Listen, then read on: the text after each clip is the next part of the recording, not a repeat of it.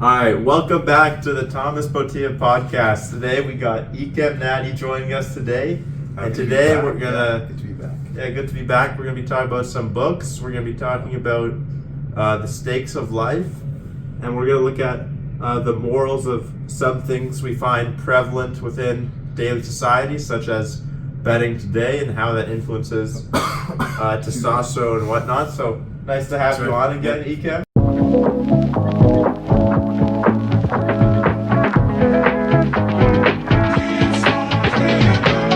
Thomas. So yeah, let's just start off with books. So what have you been reading recently?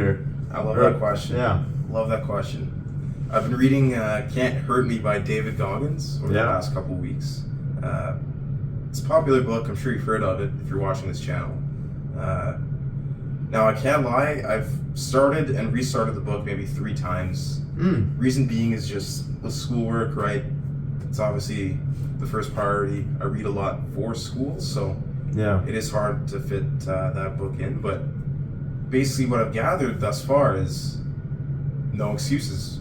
Now, I spoke to Thomas about this a little bit prior to us recording this video, but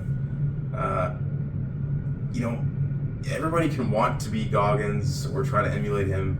It's not the worst thing. He's obviously disciplined.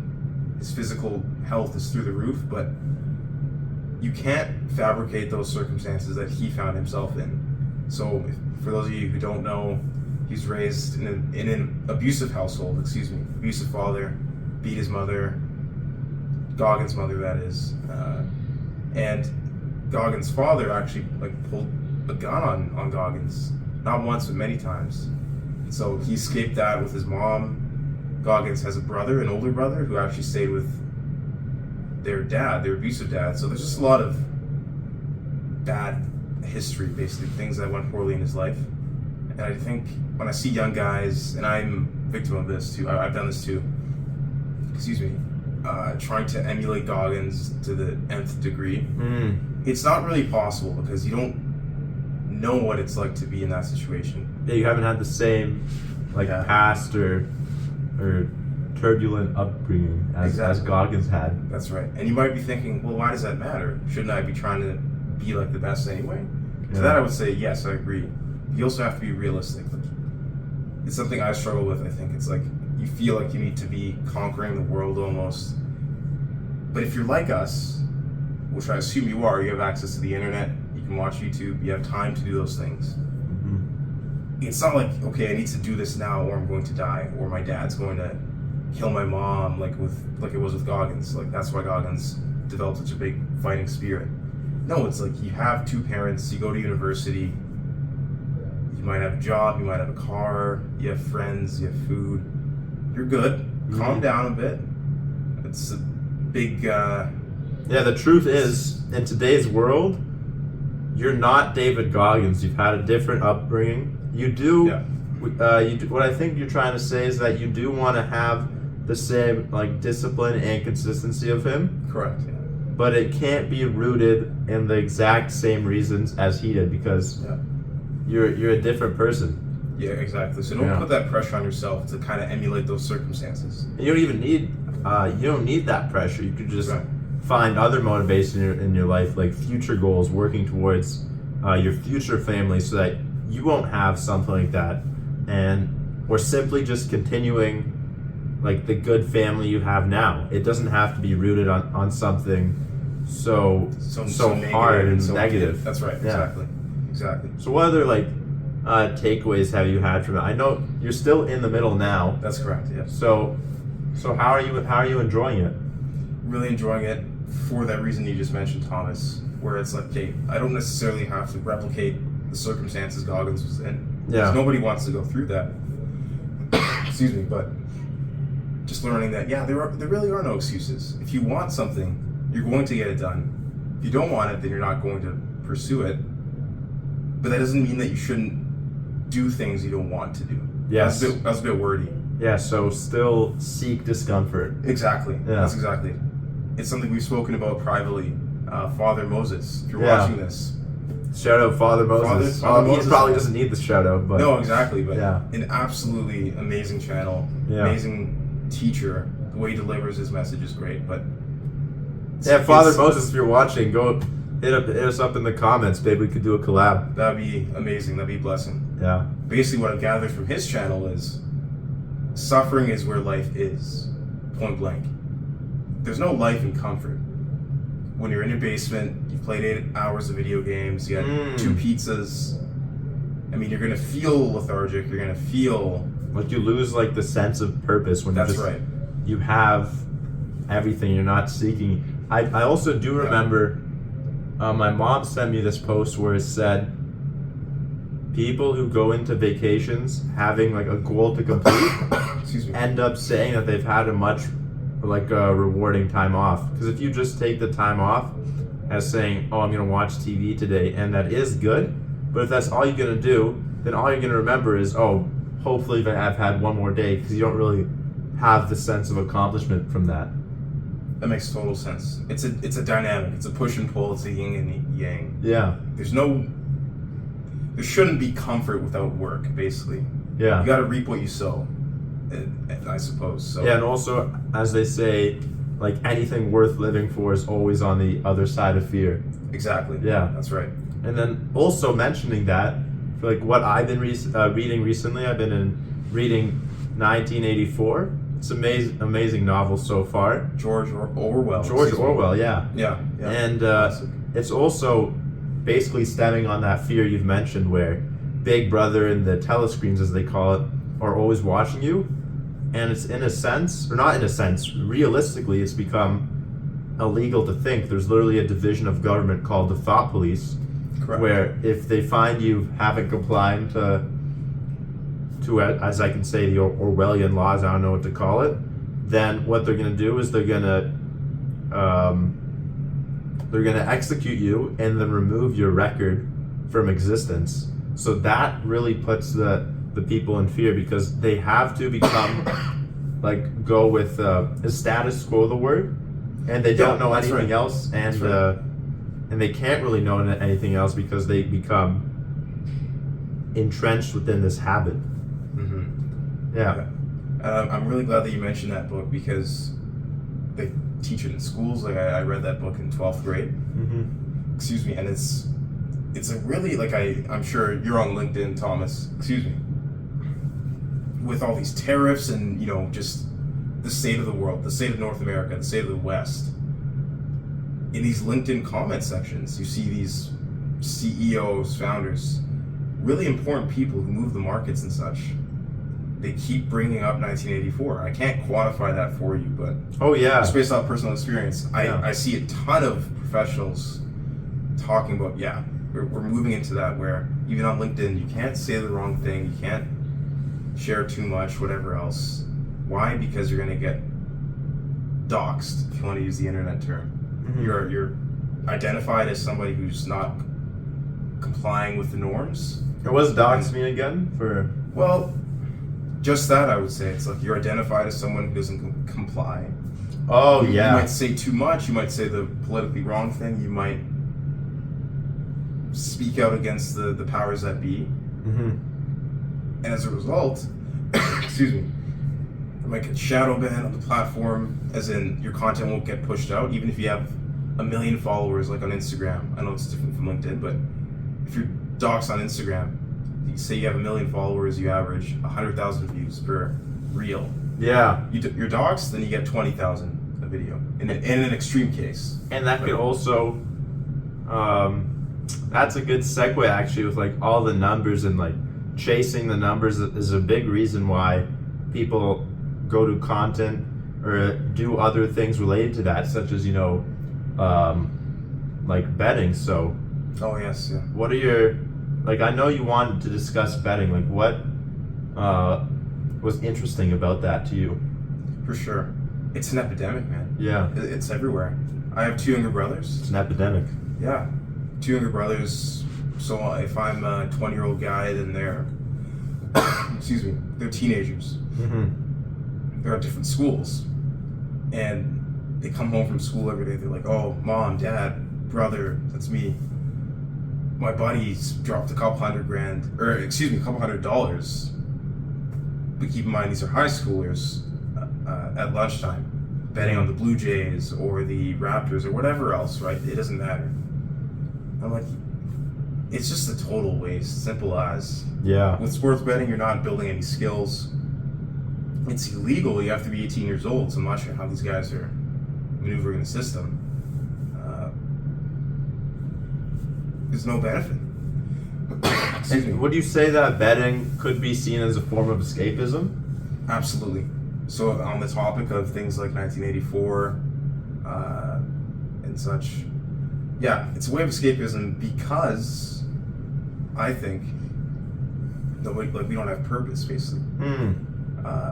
We're not pursuing anything actively. So you talked about how that dynamic of going on vacations, the people who go into vacations having completed a goal or still having a goal, they enjoy that vacation more. It's that dynamic, basically. So you're saying they're finding like their sense of reward in something they shouldn't be, basically. That's right. It's something that they shouldn't be feeling and it's rewarded random. And it's random, and they're not like, what's the work that they're doing to justify seeking out a reward? You know what I mean? I know. Like you're in school. Canada isn't getting any smarter. Like where I'm from, the province I'm from, I think we're last in math and English. Those are the two most important subjects in what province was that again for the viewers? Of course, that was Manitoba. Manitoba. Do you know, like, why that could be? Do you have like any thoughts? Excellent question.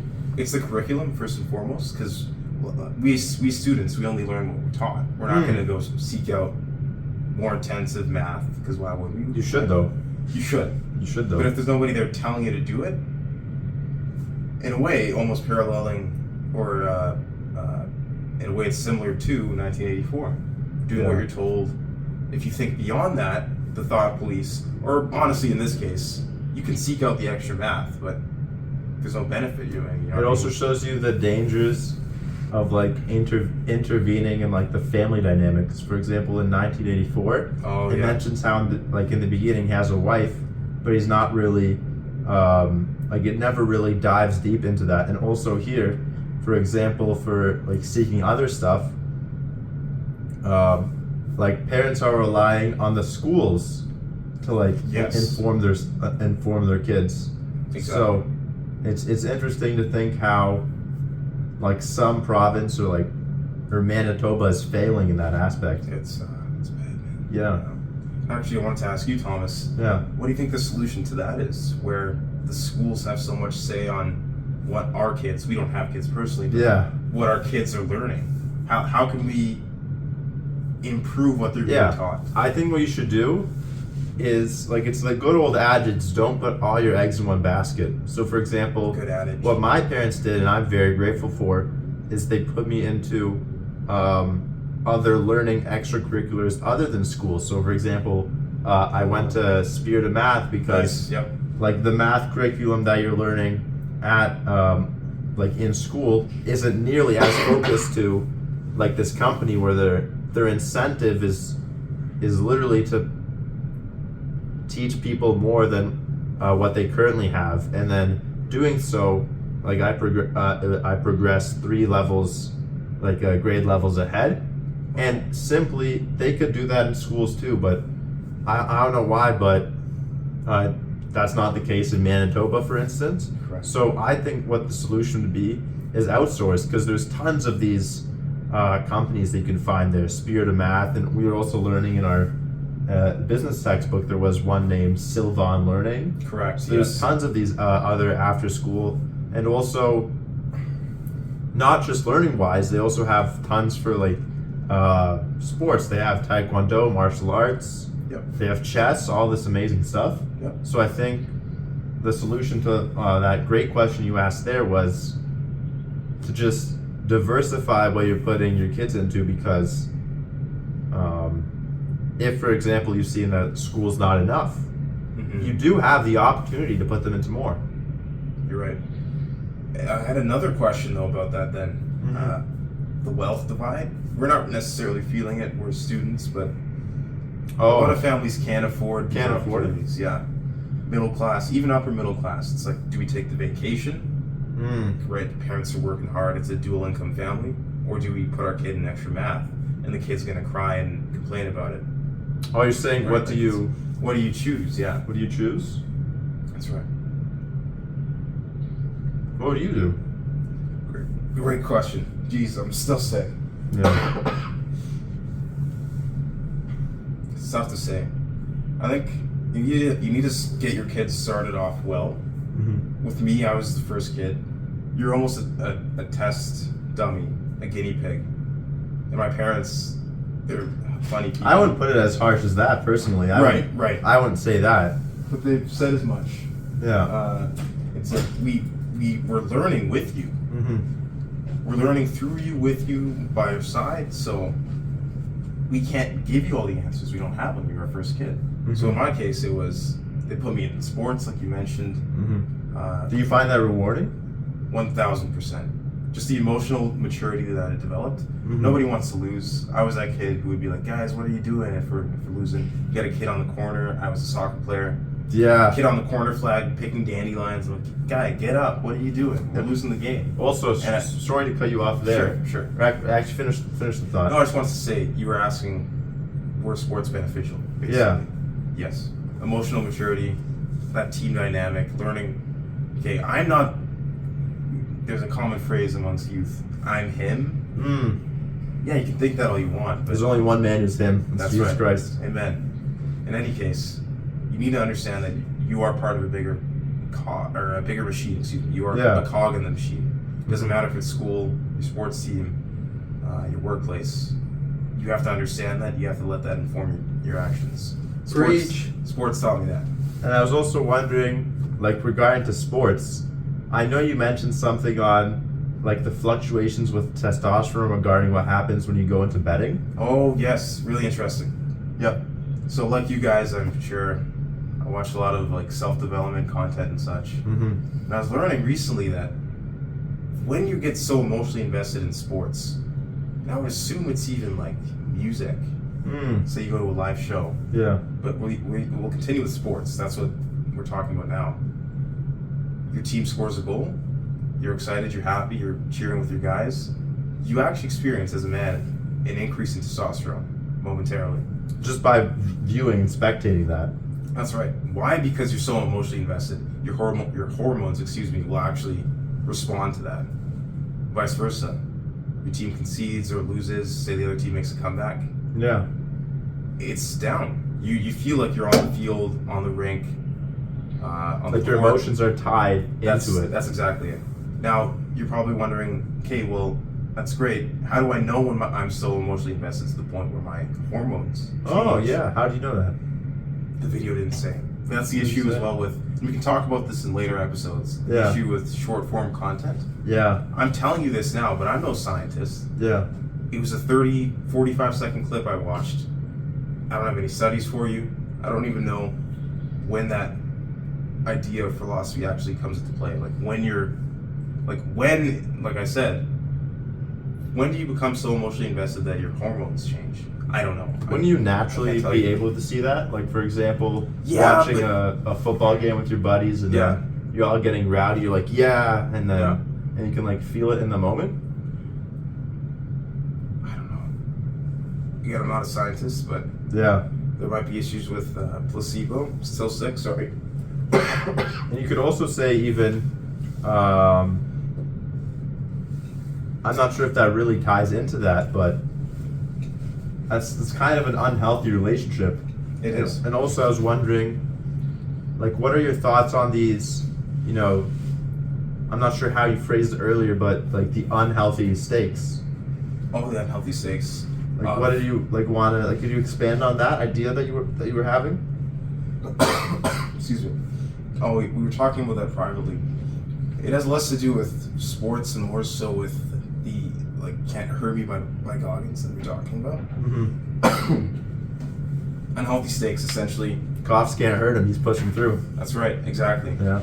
Unhealthy stakes, it's just an idea I thought of because of that Goggins book. If you want to be successful, if you want to be disciplined, I don't have all the answers, but this is what I'm gathering from the book. Yeah. You don't need to replicate someone else. Exactly. And their scenario, their lived-in experience. Just look at your own life. So again, university students, everything's paid for, life is good. But it's not easy per se. We still have some battles. Mm-hmm. You want to balance your education, your physical health, your spiritual health, mental health. That takes work. It takes dedicated and concentrated action. Yeah. So rather than spending all your time trying to be like, oh, dude, I'm not hard enough. I need to be like Goggins. Yeah. You don't want to be like Goggins. He had an abusive dad. His mom was mentally scarred, and that affected Goggins. He had a learning deficiency. Couldn't read, couldn't write. If you read his book, I'm not one to cry racism, but if you read his book, you'll see how it actually takes a toll on a person. Mm-hmm. Just not feeling wanted. When you have that with your dad, who's abusive, your mom, she loves you, but she's not emotionally there. Mm-hmm. And then when you're at school, where you should be safe, you don't feel wanted. You never have time off, basically. And he talks about it in his book. He had condition after condition. He was always like wired. His brain never had a minute of rest. That affects you. He probably still has things going on, rather, to this day that he just doesn't talk about. That's probably why he wants to, and he's so adamant of staying disciplined, is because he doesn't want that, like, future for his future family. That's right. But I was wondering, what about those people out there like us who had the fortune of being raised in like a fortunate household? Yeah. Where can they source their motivation from? I love that question. That's like, this is the stuff here, man. These are the questions we should be asking every day. From my experience, the times where I've logged in the most, academic comebacks, getting focused in the gym, even just developing the relationships I know I need to. Could be girls, could be like networking. Like all aspects of life. 'Cause That's right. if you boil it down, like what is life? Life is just like a series of relationships and moments, and starting to notice things we have with those moments together. Absolutely. But I just wanted to bring it back to your question, basically. Like, for us who are more privileged, I'm just going to be straight up. Where do we find motivation? Where do we find the motivation? At some point, it's got to come from within. Because nobody's going to save you. That's another thing from Goggins' book. Yeah. Not that he's always correct, but it's just what I've read recently, and now I'm kind of trying to see life through his eyes almost, and see, is what he's saying actually relevant? Yeah. So it needs to come from yourself. Why? Because nobody can move your arms for you, can feed you. Nobody can tie your shoes unless you have someone to do that for you, which I don't. Anyways, that's irrelevant. I understand where you were going with that. Yeah, I'm sorry, I got sidetracked. Tying the shoes at our age, you know. Yeah, we can cut that out. That didn't happen. But Yeah. it has to come from within, because you're the only one who can actually act in your life. Everything else apart from your own actions is in a way random. Thomas is my friend, and I hope he sees me the same way. Yeah. Ha ha ha ha. But I can't make him do anything, and he can't make me do anything. Yeah. I can act, and I can treat Thomas as I should, with respect. He respects me. But it doesn't mean he's gonna like treat me a certain way, if that makes sense. I could treat him poorly, I could treat him respectfully, but he's gonna treat me the way he wants to. So stop like outsourcing your like excuses, like realizing it's coming from you got within. it. You got it. There's a quote from the Lord of the Rings. It's actually a Catholic work. I was reading this the other day. In Lord of the Rings. J.R.R. Tolkien. Oh, he wow. stated, yeah, it's a Catholic work. He was a Catholic, and he actually helped convert C.S. Lewis, who wrote Narnia. How is Lord of the Rings Christian? Oh man, it's rather than being like Narnia, because Narnia, Aslan the lion is a direct like one for one with Jesus. He dies, he's resurrected, and he's basically the only source of hope for the good guys. Simple as. In Lord of the Rings, those traits of Christ and also just scripture, it's split into different characters. So with Gandalf is the one who dies, is resurrected, comes back differently. And he's divine in the films. He's obviously not a divine person, Gandalf, but he knows what's going to happen. He says many times throughout the 3 movies, this has been foretold, or I know what's going to happen, but he never actually shares it in a way similar to Christ. Christ would foretell that, yes, I'm going to be crucified, but he wouldn't really say it verbatim. Like he would kind of, shirk around it almost. The disciples didn't know what was going to happen in the next step. So that's Gandalf. Frodo is the one with the ring. He's the one who has to save the day. He has to forgo his own well-being. That's again Christ, right? Christ could have ruled the world as a king. Oh, He but had the power to. he literally has in the ring is the literal power. That's exactly that's it. amazing. Because Frodo could take the ring and rule everybody. They make that very clear. Yeah. He would lose himself in that. And But he had the humility to put his life That's down exactly it. for the salvation of others. That's exactly it. Yep, that's right. And then Aragorn, finally, he's like if you want to learn about like masculinity and how you can live it practically, that's him. He's a leader. Aragorn, yeah. He acts. I was hyped whenever it was his scene. Me too, man. Yeah. Honestly, I have a buddy who's named after. You have a buddy named Aragorn. Named Aragorn. He Wow. goes by his middle name, Jordan. But I was telling him, like, dude, Aragorn is a sick name. It's a unique name, bro. Extremely. Yeah. But with Aragorn, he's like Christ in the sense that Also, lots of different characters show like the different traits of Christ. That's right. And I just wanted to finish that point really quickly. Yeah. We see him in the Fellowship of the Ring, the first film or book, whatever else. He's like a ranger. He's mysterious. When Jesus, like, around the time of his baptism, and then obviously he went to the desert, 40 days, 40 nights. Yeah. Nobody knew who he was, really. Like, obviously there was the experience when he's baptized with John the Baptist. And there's a dove, the Holy Spirit, and then God's like, this is my son with whom I'm well pleased. Nobody really knew who he was. In the same way with Aragorn, he's important. He helps out the hobbits in the first movie, and he does all these important things. But his background is all shrouded in mystery. And then from the Fellowship of the Ring, the first book, or actually doing this, Fellowship of the Ring, which is the first book, to the Return of the King, the last book, he comes into his own as the king, basically, and everybody knows him as the king. He's crowned. He rules over everybody. That's Jesus You Christ. see the correlation. That's right. Yeah, and I was also wondering, like we've already done this last time, and last time your answer was faith. But I was wondering, because every guest, it's a tradition to ask them, like, what's one word that's very meaningful to you? If you could, like, say, if you could think of another, or if it's the same, that's fine. I want you to have as many viewers as possible, as many repeat viewers too. Yeah. So I'm not going to say the same thing, although my answer technically still stands. It's faith. Because it's the only thing that lasts. This is all vanity.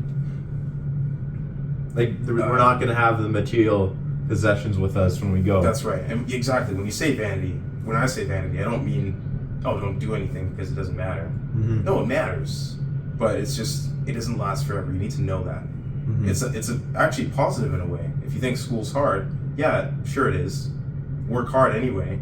It's not going to last forever. So, back to what you're talking about. I'm not going to say faith this time. The one word that's important to me, meaning. I guess meaning. That's a great It's got one. plenty of synonyms, right? What's the meaning for meaning? meaning? Purpose. Yeah. The meaning for meaning. Well, it's just. That's a great question. Meaning for meaning. Yeah, man. But basically, like, the whys.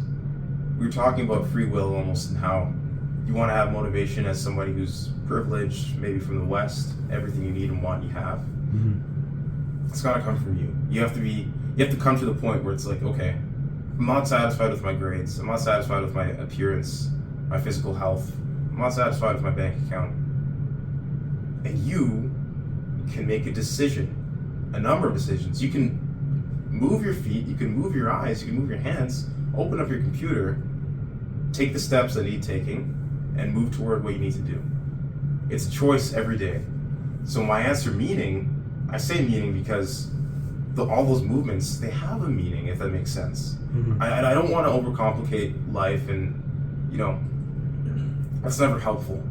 Because it comes to the point where we can talk all we want, you need to act. Yes. That's what defines you. Yeah. Good film, Batman Begins. It's what you do that defines you, basically. That's the theme of that movie. Lessons without, like, implementation are basically worthless. That's right. Yeah. Bible talks about itself. Fear talk leads only to poverty. Excuse me, that's exactly it. Yeah. And it's like if you read the words in this book and then turn away or walk away and forget them, it's like nothing actually happened, nothing changed.